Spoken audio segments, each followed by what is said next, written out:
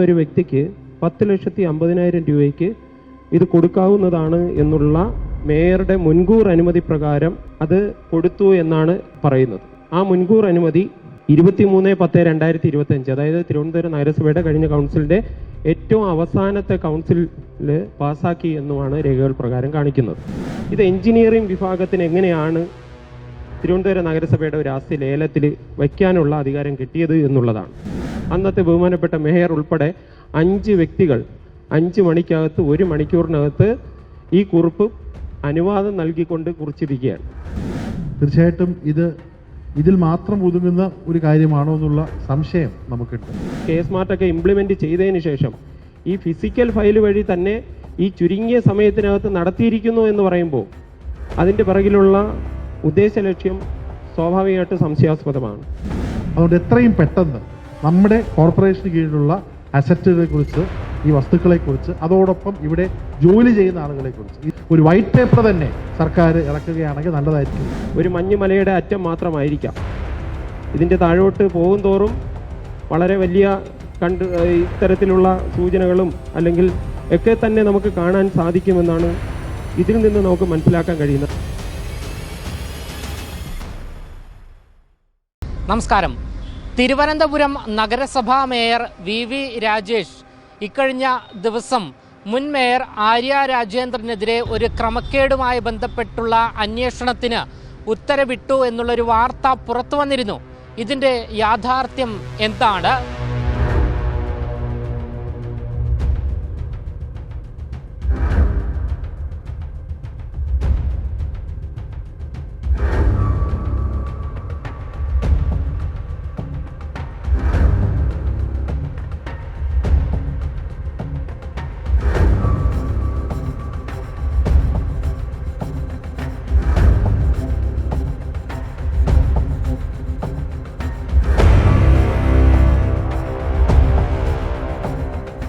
തിരുവനന്തപുരം നഗരസഭയുടെ കീഴിലുള്ള Kamaleswaram convention centre കരാർ നൽകിയതിൽ ക്രമക്കേട് നടന്നു എന്നുള്ള ആരോപണമാണ് ഇക്കഴിഞ്ഞ കൗൺസിൽ യോഗത്തിൽ ഉയർന്നു വന്നത്. ഭരണപക്ഷത്തെ VG ഗിരികുമാറാണ് യോഗത്തിൽ ഈ വിഷയം ഉന്നയിച്ചത്. നഗരസഭയുടെ എല്ലാ സ്റ്റാൻഡിംഗ് കമ്മിറ്റികൾക്കും അതിൻ്റേതായിട്ടുള്ള ചുമതലകളും കൃത്യമായി മുനിസിപ്പാലിറ്റി ആക്ട് പ്രകാരം വിഭജിച്ച് നൽകിയിട്ടുണ്ട്. പക്ഷേ നമ്മൾ കഴിഞ്ഞ കുറച്ചു കാലത്തെ പ്രവർത്തനങ്ങൾ നോക്കുമ്പോൾ ചില സ്റ്റാൻഡിംഗ് കമ്മിറ്റികളുടെ അധികാരത്തിൽ വരേണ്ട കാര്യങ്ങൾ മറ്റ് രീതിയിൽ തട്ടിയെടുക്കപ്പെടുകയോ അല്ലെങ്കിൽ മാറ്റിവെക്കപ്പെടുകയോ ചെയ്യുന്നതായിട്ട് ചില സൂചനകൾ കാണുന്നുണ്ട്. അത്തരത്തിലൊരു വിഷയമാണ് ഈ ധനകാര്യ സ്റ്റാൻഡിംഗ് കമ്മിറ്റിയുടെ അജണ്ടയോടൊപ്പം അങ്ങയുടെ അനുവാദത്തോടുകൂടി ഞാനിവിടെ അവതരിപ്പിക്കുന്നത്. ഒന്ന്, ധനകാര്യ സ്റ്റാൻഡിംഗ് കമ്മിറ്റിയുടെ കീഴിലാണ് തിരുവനന്തപുരം നഗരസഭയുടെ വിവിധ കെട്ടിടങ്ങൾ, ആസ്തികളും മറ്റുമൊക്കെ തന്നെ ലേലം ചെയ്യുകയോ അല്ലെങ്കിൽ വാടകയ്ക്ക് കൊടുക്കുകയോ ഒക്കെ ചെയ്യുന്നത്. അത് പൂർണ്ണമായും ധനകാര്യ സ്റ്റാൻഡിംഗ് കമ്മിറ്റിയുടെ ചുമതലയാണ്. പക്ഷേ ചില സമയത്തൊക്കെ അങ്ങനെയല്ല മുൻകാലങ്ങളിൽ ചെയ്തതായിട്ട് ഇപ്പോൾ പുറത്തു വരികയാണ്. ഈ അടുത്ത സമയത്ത് മാധ്യമ ശ്രദ്ധ പിടിച്ചു പറ്റിയ അത്തരമൊരു കാര്യം ഈ സമയത്ത് ഞാനിവിടെ ഉന്നയിക്കുകയാണ്. തിരുവനന്തപുരം നഗരസഭ കമലേശ്വരം വാർഡിൽ ഒരു കൺവെൻഷൻ സെൻറ്റർ കഴിഞ്ഞ ഭരണസമിതിയുടെ കാലഘട്ടത്തിൽ നവീകരണമൊക്കെ നടത്തിയിരുന്നു. പക്ഷെ നവീകരണം നടത്തിയതിന് ശേഷം നടന്നിട്ടുള്ള കാര്യങ്ങൾ വളരെ ഗൗരവകരമായി നമ്മൾ പുനഃപരിശോധിക്കേണ്ട കാര്യമാണ്. കാരണം ആ കൺവെൻഷൻ സെൻറ്റർ തിരുവനന്തപുരം നഗരസഭയെ സംബന്ധിച്ചിടത്തോളം സാധാരണക്കാരായിട്ടുള്ള ആൾക്കാർക്ക് കമലേശ്വരം പോലുള്ള ഒരു പ്രദേശത്ത് വളരെയേറെ ഉപകാരപ്രദമായിട്ടുള്ളൊരു പദ്ധതിയും ഒരു കെട്ടിടവുമാണ്. പക്ഷേ എന്തുകൊണ്ടോ തിരുവനന്തപുരം നഗരസഭയ്ക്കും അതനുസരിച്ച് അതിൽ നിന്ന് വളരെയേറെ റവന്യൂ വരുമാനം ഉണ്ടാകേണ്ടതുമാണ്. പക്ഷെ നടന്ന കാര്യം, ആ കൺവെൻഷൻ സെൻറ്ററിൻ്റെ നവീകരണം കഴിഞ്ഞതിന് ശേഷം അതിൻ്റെ ലേലത്തിലേക്ക് കടന്നപ്പോൾ അത് തിരുവനന്തപുരം നഗരസഭയുടെ ധനകാര്യ സ്റ്റാൻഡിംഗ് കമ്മിറ്റി അറിയാതെ മറ്റെവിടെയോ നിന്നുള്ള നിർദ്ദേശപ്രകാരം എഞ്ചിനീയറിംഗ് വിഭാഗം നടത്തി എന്നാണ് രേഖകൾ കാണിക്കുന്നത്. അതുകൊണ്ട് തന്നെ അതിൽ ഒരുപാട് നടപടിക്രമങ്ങളിലും നമുക്ക് സംശയാസ്പദമായിട്ടുള്ള കാര്യങ്ങൾ കാണപ്പെടുകയാണ്. അതിൻ്റെ ഒരു നാൾ വഴി നോക്കുമ്പോൾ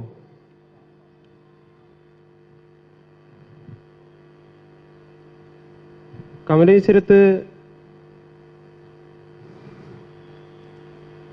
കഴിഞ്ഞ കോർപ്പറേഷൻ ഇലക്ഷന് തൊട്ട് മുമ്പായിട്ടാണ് ഒരു കൗൺസിലിന്റെ തീരുമാനം എന്നൊക്കെയാണ് അത് സൂചിപ്പിച്ചിരിക്കുന്നത്. പക്ഷേ അവസാനത്തെ കൗൺസിലിൽ പങ്കെടുത്ത വ്യക്തി കൂടിയാണ് ഞാൻ ഉൾപ്പെടെ ഇവിടെ പലരും ഉണ്ട്. പക്ഷേ അവസാനത്തെ കൗൺസിൽ യോഗത്തിൽ അങ്ങനെ കമലേശ്വരം കൺവെൻഷൻ സെൻറ്റർ ആർക്കെങ്കിലും ലേലത്തിൽ കൊടുത്തതായിട്ട് കൗൺസിൽ യോഗം പാസ്സാക്കിയതായിട്ട് നമ്മുടെ ആരുടെയും ഓർമ്മയിലില്ല, അജണ്ടയിലും ഇല്ലായിരുന്നു. പക്ഷെ തീരുമാനമുണ്ട് എന്ന് വരുത്തി തീർക്കാനുള്ള ഒരു ശ്രമം ആ രേഖകളിൽ കാണുന്നുണ്ട്. ഇതിൻ്റെ തുടങ്ങുന്നത് 3/10/2025 ഈ കൺവെൻഷൻ സെൻറ്ററിൻ്റെ ദൈനംദിന പ്രവർത്തനം നഗരസഭ നിശ്ചയിച്ച നിരക്കിൽ നടത്തുന്നതിനായി താൽപ്പര്യപത്രം ക്ഷണിച്ചുകൊണ്ട് 3/10/2029/9/2025 ഒരു ക്ലർക്ക് ഒരു കുറിപ്പോടുകൂടി ഒരു ഫിസിക്കൽ ഫയൽ ആരംഭിക്കുകയാണ്. ആ ഫയലിൽ ബഹുമാനപ്പെട്ട മേയറുടെ നിർദ്ദേശപ്രകാരം എക്സ്പ്രഷൻ ഓഫ് ഇൻട്രസ്റ്റ് ക്ഷണിക്കാവുന്നതാണ് എന്ന് പറഞ്ഞുകൊണ്ട് AE, AXC, സൂപ്രണ്ടിങ് എഞ്ചിനീയർ ഉൾപ്പെടെയുള്ളവരെല്ലാവരും അതിൽ കുറിപ്പുകൾ എഴുതിക്കൊണ്ട് എക്സ്പ്രഷൻ ഓഫ് ഇൻട്രസ്റ്റ് ക്ഷണിക്കുന്ന നടപടികളിലേക്ക് കടക്കുകയാണ്. അങ്ങനെ അത് 3/10 എക്സ്പ്രഷൻ ഓഫ് ഇൻട്രസ്റ്റ് ക്ഷണിക്കാൻ വേണ്ടിയിട്ട് തിരുവനന്തപുരം നഗരസഭയുടെ ഒരു താൽപ്പര്യപത്രം ക്ഷണിച്ചുകൊണ്ടുള്ള ഒരു അറിയിപ്പ് പുറത്തേക്ക് വരുന്നത് 3/10/2025. ആ 3/10/2025 ആ താൽപ്പര്യപത്രം ക്ഷണിക്കുമ്പോൾ ആ താൽപ്പര്യപത്രം സ്വീകരിക്കാവുന്ന അവസാന തീയതി 8/10/2025 വൈകുന്നേരം 3 മണിക്കും താൽപ്പര്യപത്രം തുറന്നു പരിശോധിക്കുന്ന തീയതി 8/10/2025 വൈകുന്നേരം 4 മണിക്കുമാണ് ആ താൽപ്പര്യപത്ര പ്രകാരം കണ്ടത്. അങ്ങനെ താൽപ്പര്യപത്രം പ്രകാരം വന്നു, 8-ാം തീയതി തുറന്നു എന്ന് രേഖകൾ പ്രകാരം കാണുന്ന ആ നടപടിക്രമങ്ങൾ നമ്മൾ നോക്കുമ്പോൾ 3 പേർ താൽപ്പര്യപത്രം നൽകിയതായിട്ട് രേഖകളിൽ കാണുന്നു. പക്ഷേ ഇവരാരും തന്നെ താൽപ്പര്യപത്രം നൽകിയ തീയതി അവരുടെ ഒരു താൽപ്പര്യപത്രത്തിലും ഒരു വെള്ള പേപ്പറിൽ എഴുതി ഹാജരാക്കിയിരിക്കുന്ന താൽപ്പര്യപത്രങ്ങളിൽ എങ്ങും തന്നെ അവരെന്നാണിത് ഹാജരാക്കിയിരിക്കുന്നതെന്ന് രേഖപ്പെടുത്തിയിട്ടില്ല. ഒടുവിൽ ഇതിൽ ഏറ്റവും കൂടുതൽ കോട്ട് ചെയ്തു എന്ന് പറഞ്ഞുകൊണ്ട് ഒരു ജിജുമോൻ PS DS സദനം കുറ്റിത്താനി നെല്ലിമൂട് PO എന്നൊരു വ്യക്തിക്ക് 10,50,000 രൂപയ്ക്ക് ഇത് കൊടുക്കാവുന്നതാണ് എന്നുള്ള മേയറുടെ മുൻകൂർ അനുമതി പ്രകാരം അത് കൊടുത്തു എന്നാണ് പറയുന്നത്. ആ മുൻകൂർ അനുമതി 23/10/2025 അതായത് തിരുവനന്തപുരം നഗരസഭയുടെ കഴിഞ്ഞ കൗൺസിലിന്റെ ഏറ്റവും അവസാനത്തെ കൗൺസിലിൽ പാസ്സാക്കി എന്നുമാണ് രേഖകൾ പ്രകാരം കാണിക്കുന്നത്. അപ്പോൾ ഈ 23/10/2025 പങ്കെടുത്ത നിരവധി കൗൺസിൽ അംഗങ്ങൾ ഇവിടെ ഇരിപ്പുണ്ട്. ഒരാളുടെയും മുന്നിലേക്ക് യഥാർത്ഥത്തിൽ ഇങ്ങനെ ഒരു അജണ്ട വന്നിരുന്നില്ല. എന്തായാലും ഇതിൽ നമ്മൾ ശ്രദ്ധിക്കേണ്ടത് എന്ന് ഞാൻ സൂചിപ്പിക്കുന്ന 2 കാര്യങ്ങളാണ്. ഒന്ന്, ഇത് എഞ്ചിനീയറിംഗ് വിഭാഗത്തിന് എങ്ങനെയാണ് തിരുവനന്തപുരം നഗരസഭയുടെ ഒരു ആസ്തി ലേലത്തിൽ വയ്ക്കാനുള്ള അധികാരം കിട്ടിയത് എന്നുള്ളതാണ്. അങ്ങനെ ഒരു അധികാരം തിരുവനന്തപുരം നഗരസഭയ്ക്കുടെ ഒരു എഞ്ചിനീയറിംഗ് വിഭാഗത്തിന് മുനിസിപ്പാലിറ്റി ആക്ട് പ്രകാരം ഇല്ല എന്നുള്ളത് ഏറ്റവും പ്രധാനപ്പെട്ട പാളിച്ചയായിട്ടും വീഴ്ചയായിട്ടും ഞാനിവിടെ തുറന്നു കാണിക്കുകയാണ്. പിന്നെ മറ്റൊന്ന്, നമ്മുടെ ഇവിടെയൊക്കെ നമ്മുടെ തിരുവനന്തപുരം നഗരസഭയിൽ നമ്മൾ പല കാര്യങ്ങൾക്കും കൗൺസിലർമാരുൾപ്പെടെ സമീപിക്കുന്ന സമയത്ത് ഒരു ഫിസിക്കൽ ഫയൽ മൂവ് ചെയ്യണമെങ്കിൽ എത്രമാത്രം ബുദ്ധിമുട്ടാണെന്ന് നമുക്കറിയാം. പക്ഷെ ആ ഫിസിക്കൽ ഫയല് ഇക്കാര്യത്തിൽ മാത്രം എത്ര സ്പീഡോടുകൂടി, അതായത് നമ്മളൊക്കെ പ്രതീക്ഷിക്കുന്നത് നേരത്തെ പറഞ്ഞതുപോലെ 8/10/2025 3 മണിക്ക് താൽപ്പര്യപത്രം ക്ലോസ് ചെയ്തു. 8/10/2025 4 മണിക്ക് അത് ഓപ്പൺ ചെയ്തു. ആ 8/10/2025 സ്വാഭാവികമായിട്ട് ഫിസിക്കൽ ഫയലാണല്ലോ, 5 മണി വരെയാണല്ലോ നമ്മുടെയൊക്കെ പ്രവർത്തന സമയം. ഈ 5 മണിക്കും അപ്പുറത്തിരുന്ന് അന്നാരെങ്കിലും ഓവർ ടൈം ഡ്യൂട്ടി ചെയ്തോന്നറിയില്ല. പക്ഷേ അന്ന് ഈ 4 മണിക്ക് ശേഷം 5 മണി വരെയാണ് പ്രവർത്തിച്ചതെന്ന് പറയുന്നതെങ്കിൽ ആ 4 മണിക്ക് ശേഷം ആ രേഖയിൽ തുടർന്ന് കുറിപ്പുകൾ എഴുതി ഈ പറയുന്ന വ്യക്തിക്ക് അനുവദിച്ചിരുന്ന ആൾക്കാരുടെ എണ്ണം ഒന്ന് നോക്കണം. 4 മണിക്ക് തുറന്ന് പരിശോധിച്ചു. 5 മണിക്കകത്ത് clerk, assistant engineer, assistant executive engineer, executive engineer, അത് കഴിഞ്ഞ് ബഹുമാനപ്പെട്ട മേയർ, അന്നത്തെ ബഹുമാനപ്പെട്ട മേയർ ഉൾപ്പെടെ 5 വ്യക്തികൾ 5 മണിക്കകത്ത് 1 മണിക്കൂറിനകത്ത് ഈ കുറിപ്പ് അനുവാദം നൽകിക്കൊണ്ട് കുറിച്ചിരിക്കുകയാണ്. ഒരു പ്രവർത്തനം വളരെ വേഗത്തിൽ ചെയ്യുന്നതിന് നമുക്കാർക്കും എതിർപ്പില്ല, അങ്ങനെ ചെയ്യണം.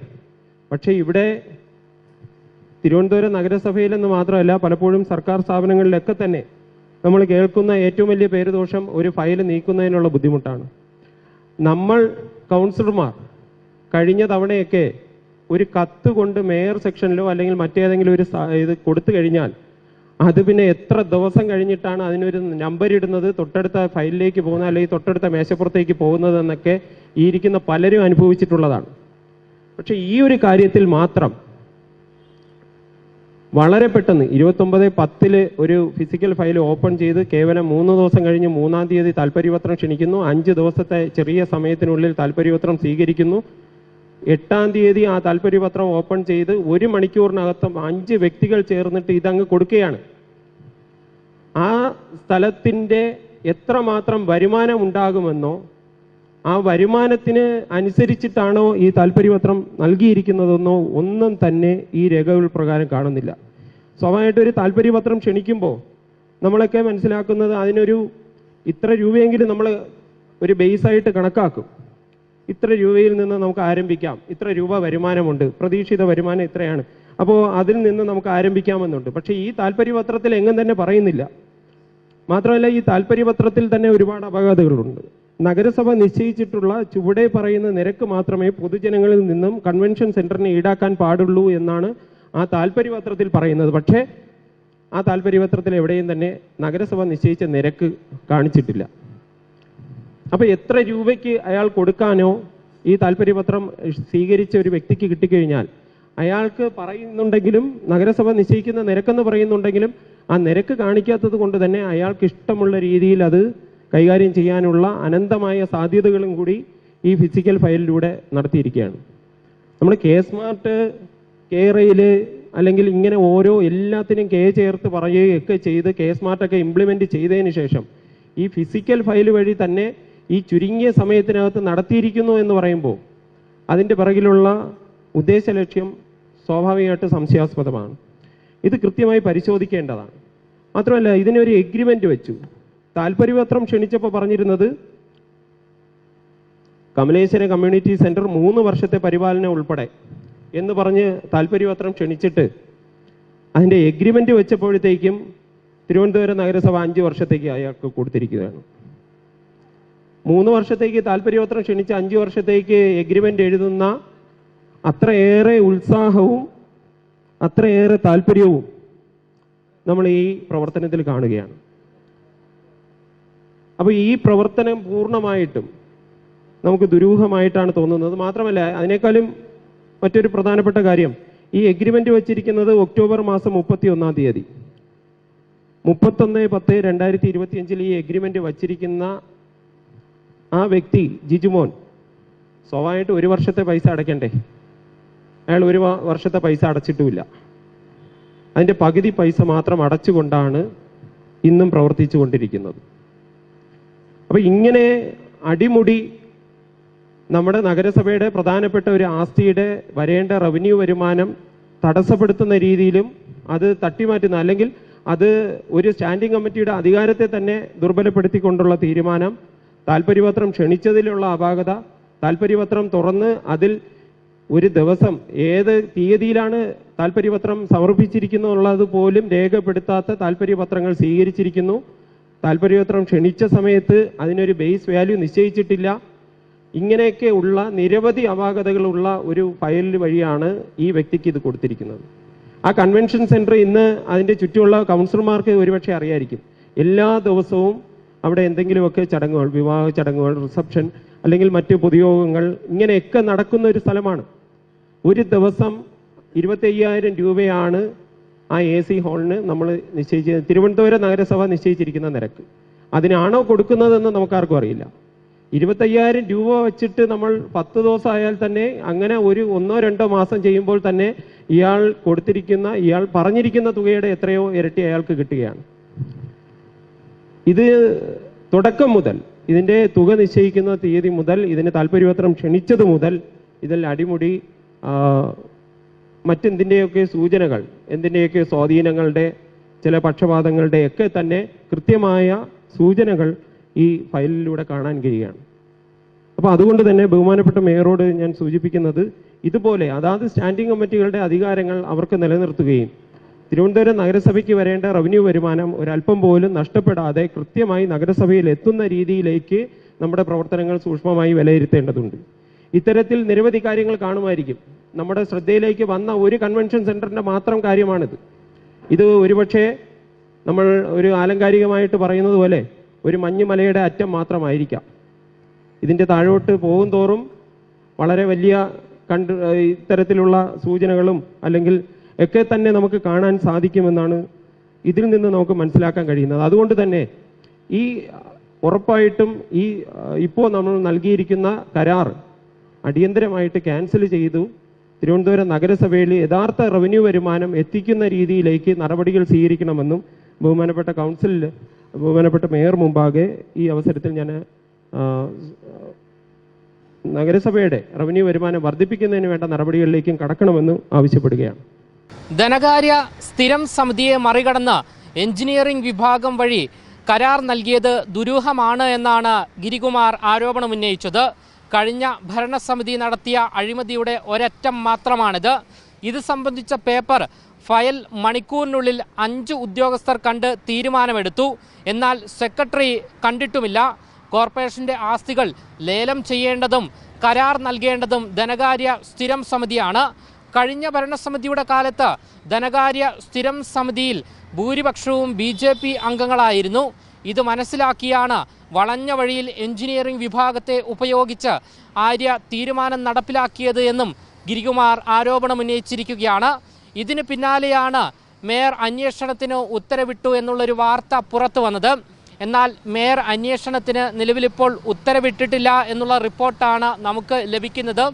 ഇതുമായി ബന്ധപ്പെട്ട് റിപ്പോർട്ട് സമർപ്പിക്കാൻ നഗരസഭാ സെക്രട്ടറിക്ക് മേയർ നിർദ്ദേശം നൽകിയിരിക്കുന്നു എന്നാണ് മേയർ നമ്മളോട് നേരിട്ട് വ്യക്തമാക്കിയിരിക്കുന്നത്. എന്തായാലും കോർപ്പറേഷന്റെ ആസ്തികളെ സംബന്ധിച്ച് ധവളപത്രം പുറത്തിറക്കണം എന്ന് KS ശബരിനാഥ് ആവശ്യപ്പെട്ടു. ഈ ഒരു വിഷയത്തിന്റെ വസ്തുതകളെക്കുറിച്ച് ഇപ്പോൾ പറയുമ്പോഴാണ് നമ്മൾ അറിയുന്നത്. തീർച്ചയായിട്ടും ഇതിൽ മാത്രം ഒതുങ്ങുന്ന ഒരു കാര്യമാണോ എന്നുള്ള സംശയം നമുക്കുണ്ട്. കാരണം കഴിഞ്ഞ ഇലക്ഷൻ സമയത്ത് പ്രതിപക്ഷത്തായിരുന്ന BJP ആകട്ടെ UDF ആകട്ടെ പറഞ്ഞിരുന്ന ഒരു കാര്യം, പുതിയൊരു കൗൺസിൽ വരുമ്പോൾ ഇവിടെയുള്ള ഇത്തരത്തിലുള്ള തെറ്റുകൾ വെളിയിൽ കൊണ്ടുവരുമെന്നുള്ളതാണ്. പക്ഷെ നിർഭാഗ്യവശാൽ നിങ്ങൾ അധികാരമേറ്റിട്ട് 4 മാസം കഴിയുമ്പോഴും അത്തരത്തിലുള്ള കാര്യങ്ങളെക്കുറിച്ച്, അത് അസറ്റുകളുടെ കാര്യമാവട്ടെ അല്ലെങ്കിൽ ഇവിടെയുള്ള ജീവനക്കാരുടെ കാര്യമാവട്ടെ, ആ കാര്യത്തിൽ ഒരു കൃത്യമായിട്ടൊരു മറുപടി നൽകുവാൻ ഇതുവരെ 4 മാസമായിട്ട് നിങ്ങൾക്ക് കഴിഞ്ഞിട്ടില്ല എന്നുള്ളത് ഒരു വസ്തുതയാണ്. അതുകൊണ്ട് ഇത്തരത്തിലുള്ള വിഷയങ്ങൾ, ഏറ്റവും കൂടുതൽ അസറ്റുകളും ഏറ്റവും കൂടുതൽ ജീവനക്കാർ, പെർമനന്റുകാരും അതോടൊപ്പം കണ്ടിജന്റുകാരും അല്ലാത്ത ആളുകളും ഒക്കെയുള്ള ഒരു കോർപ്പറേഷൻ കൂടിയാണ് ട്രിവാൻഡ്രം കോർപ്പറേഷൻ. അതുകൊണ്ട് എത്രയും പെട്ടെന്ന് നമ്മുടെ കോർപ്പറേഷന് കീഴിലുള്ള അസറ്റുകളെ കുറിച്ച്, ഈ വസ്തുക്കളെക്കുറിച്ച്, അതോടൊപ്പം ഇവിടെ ജോലി ചെയ്യുന്ന ആളുകളെക്കുറിച്ച്, ഇന്നത്തെ ഇതിനകത്ത് തന്നെ കണ്ടിജന്റ് ധാരാളം കാര്യങ്ങൾ പറയുന്നുണ്ട്. അതൊക്കെ ആ പഴയ ഒരു ഫെയ്ത്തിൽ നമ്മൾ മുന്നോട്ട് കൊണ്ടുപോവുകയാണ്. പക്ഷേ ഈ കോർപ്പറേഷനിൽ ഈ പറയുന്നവർ എത്ര ആളുകൾ സ്ഥിര നിയമനക്കാരുണ്ട്, എത്ര കോൺട്രാക്റ്റുകാരുണ്ട്, ആ കോൺട്രാക്റ്റുകാർ ഏത് വഴിക്ക് കയറിയതാണ്, കുടുംബശ്രീ വഴി കയറിയതാണോ, എത്ര കണ്ടിജന്റുകാരുണ്ട്, അവർ എത്ര കാലമായി ഏത് വഴിക്ക് നിൽക്കുന്നു, അല്ലെങ്കിൽ താൽക്കാലിക ജീവനക്കാർ എത്ര ആളുകളുണ്ട്, പലയിടത്തും തുമ്പൂർ വഴി എത്ര ആളുകളുണ്ട്, അതിനെക്കുറിച്ചൊരു കണക്ക് ഇതുവരെ ലഭിച്ചിട്ടില്ല. അതിനുശേഷം നിങ്ങൾ അധികാരത്തിൽ വന്നതിന് ശേഷം എത്ര ആളുകളെ എങ്ങനെ എടുത്തുകൊണ്ട് കാര്യങ്ങൾ കൂടി അറിയേണ്ട ഒരു ആവശ്യമുണ്ട്. അതുകൊണ്ട് നിർബന്ധമായി അടുത്ത ഒരു കൗൺസിൽ വരുമ്പോൾ നമ്മുടെ കോർപ്പറേഷനുള്ള ഇത്തരത്തിൽ സംശയത്തിലുള്ള അസറ്റുകളടക്കം, അല്ലെങ്കിൽ നേരത്തെ പറയുന്ന പോലെ സെക്രട്ടറി അടക്കമുള്ള സംശയം പറയുന്ന അസറ്റുകളടക്കം, അതോടൊപ്പം എത്ര ആളുകൾ, എത്ര ജീവനക്കാർ ഈ കോർപ്പറേഷന്റെ ഭാഗമായി സ്ഥിരമായിട്ടുമല്ലാതെ ഉള്ളത്, അവർ വന്ന സമയം അടക്കമുള്ള കാര്യങ്ങളെക്കുറിച്ച് ഒരു വൈറ്റ് പേപ്പർ തന്നെ സർക്കാർ ഇറക്കുകയാണെങ്കിൽ നല്ലതായിരിക്കും. കോർപ്പറേഷൻ ഇറക്കുകയാണ് നല്ലതാണെന്നാണ് നമ്മുടെ അഭിപ്രായം. സ്ഥിരം കരാറുകാർ എന്നിവ സംബന്ധിച്ച വിവരങ്ങൾ പ്രത്യേകമായി പ്രസിദ്ധീകരിക്കണമെന്നും അനധികൃത നിയമനങ്ങൾ കണ്ടെത്തണം എന്നും ശബരിനാഥ് കൗൺസിലിൽ ആവശ്യപ്പെട്ടിരിക്കുകയാണ്. എന്തായാലും നമുക്കിവിടെ വ്യക്തമാവുന്നത് മുൻ ഭരണസമിതി നടത്തിയ ഓരോ അഴിമതികളും നിലവിലുള്ള പുതിയ BJPയുടെ ഭരണസമിതി പുറത്ത് കൊണ്ടുവരും എന്നുള്ളതാണ്. ക്യാമറമാൻ ആഷിക്കിനൊപ്പം അമൽ രുദ്ര, മറുനാടൻ മലയാളി, തിരുവനന്തപുരം.